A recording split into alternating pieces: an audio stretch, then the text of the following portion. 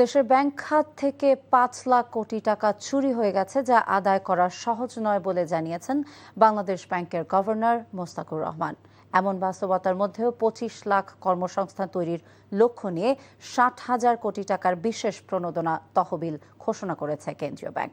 দুপুরে বাংলাদেশ ব্যাংকের জাহাঙ্গীর আলম কনফারেন্স সেন্টারে আয়োজিত সংবাদ সম্মেলনে গভর্নর জানান, বন্ধ কলকারখানা চালু সহ অর্থনীতি চাঙ্গা করতে এই অর্থ ব্যয় করা হবে।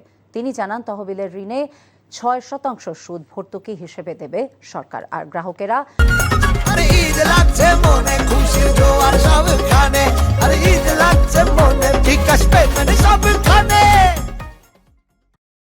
৭% সুদে ঋণ পাবেন। তিনি জানান, ৬০,০০০ কোটি টাকার তহবিলের মধ্যে ৪১,০০০ কোটি টাকা দেবে ব্যাংকগুলো এবং ১৯,০০০ কোটি টাকা অর্থায়ন করবে বাংলাদেশ ব্যাংক। গভর্নর বলেন, বন্ধ কলকারখানা চালুর পাশাপাশি কৃষি, পোশাক, সিএমএসএমই এবং পরিবেশ বান্ধব সৃজনশীল অর্থনীতি খাতে ঋণ দেয়া হবে।